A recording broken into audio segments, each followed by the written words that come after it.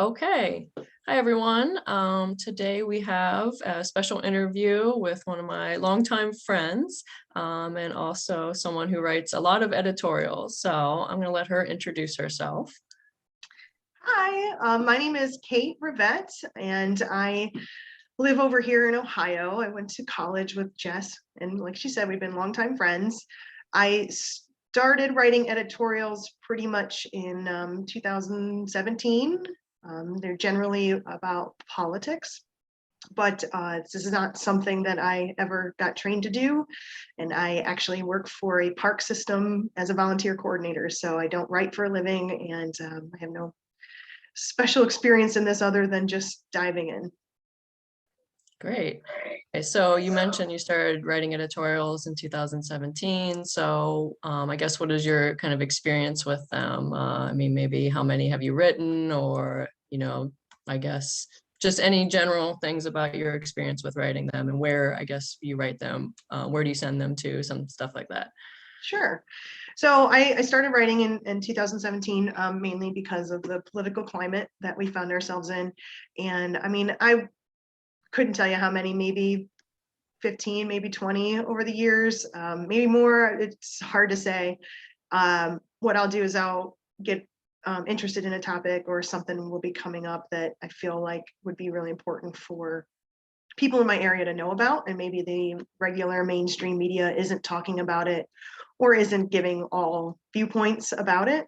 And I would think, well, I should share this in the newspaper, and at least maybe somebody might not know about it will hear about it and read about it. So I'll generally write an editorial and then send it to anywhere from 3 to 5 different newspapers in my area. And most of the time they get published. My experience is that most newspapers really like to have editorial content, and they kind of seek it out or are really anxious to go ahead and print it. So it's never been kind of an issue to get things printed. One of the things that people don't realize, they have to actually make sure you're a real person. So every time you submit it, you have to submit your phone number, and then they will call you and make sure you are who you are, so that no one's submitting an article under your name. But so most of the articles have been about the politics lately, or different initiatives that we've been trying to take to further an actual representative democracy, and make some changes for the betterment of everyone. Yeah, so that kind of leads into thinking about, when you're writing it, kind of what is your purpose? What are you trying to do with it? And you talked about like kind of, submitting it to local newspapers. So then who do you Mhm. kind of think of as who's reading it? So if you want to talk a little bit about those couple of things. Yeah, exactly. So when I write, I try to write about topics that mean something to the people who are going to read them.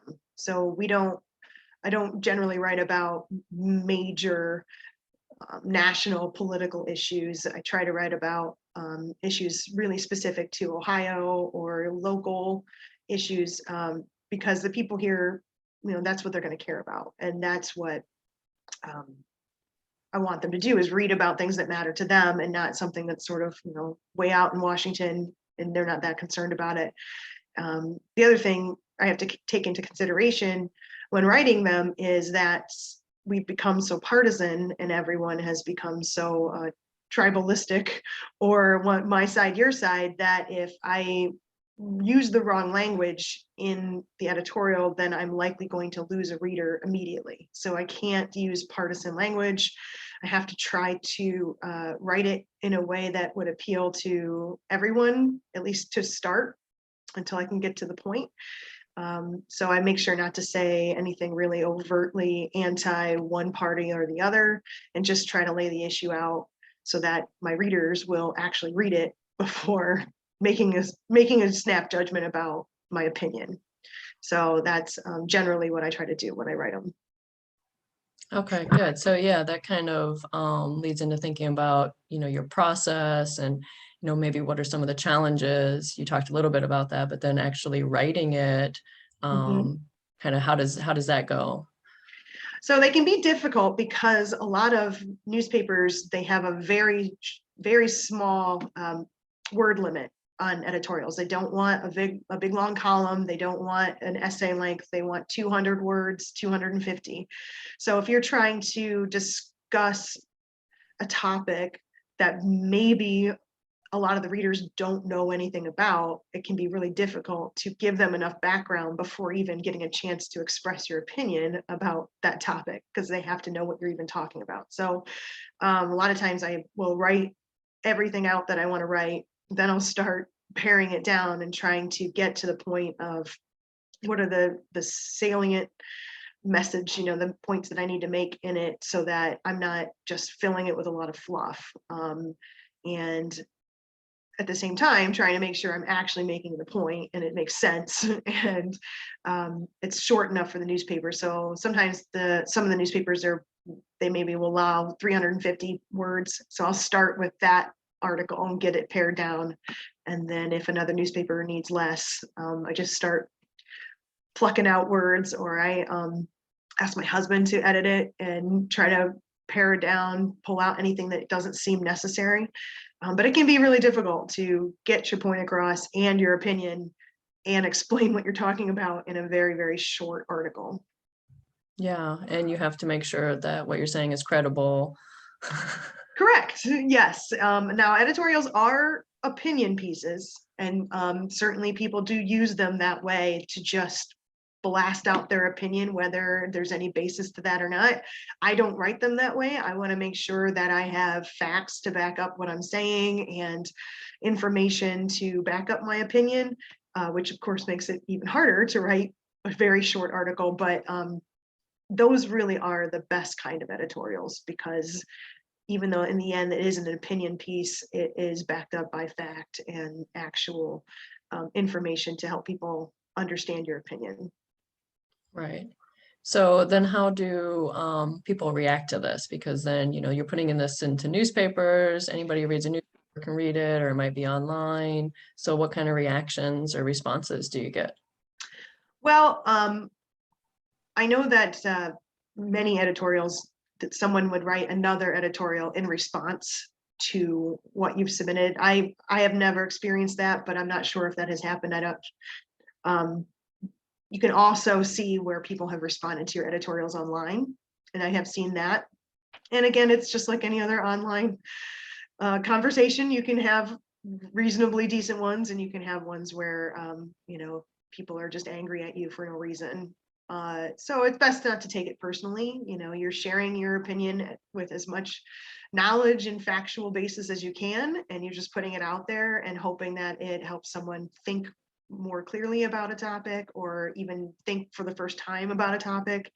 That's generally my main goal when I write them, is to maybe get someone to think about it and that didn't hear about it somewhere else or doesn't know about it. And you're always going to have people who agree or disagree with you. It is very nice to occasionally get a nice compliment from someone that you didn't even realize it had been published or that they had read it. And I'll hear from someone that they agreed with me and they really appreciated that I put it out there. So those are the ones I hang on to. I don't worry about the people I upset. And that's okay, right? I mean, and you still might have got them to think in a different way, or, who knows, right? You're putting your Correct. idea there. Mm-hmm. Yeah. Well, great. Is there any other advice, maybe general advice you might have for people who want to write an editorial, or anything else about it? I would say don't be afraid to write it. I think that our current political climate and communication problems are just causing everyone to sort of either shut down and not say anything about anything to avoid upsetting people, or it's the complete opposite where everybody's just attacking each other. And I think it'd be best if more of us shared a reasoned, educated opinion about different topics, and tried to have reasonable discussions about them, rather than just keeping quiet and trying to maintain the status quo. Everyone has a right to their opinion, but it's also nice to see other people sharing those opinions. And it's kind of nice to know, that other people feel the way you do about things. So it can be very helpful, especially if you live in an area where a lot of folks maybe think differently than you, and you think you're the only one, but then you read an editorial and you're like, okay, I'm not alone. You know, we can discuss this. There's other people out there who feel like I do, and you might get involved in something that you never thought you would get involved in, but it can open doors and definitely open discussion. Yeah, that's great. Yeah. Well, thank you so much for giving us this important information and sharing your experiences. You're welcome.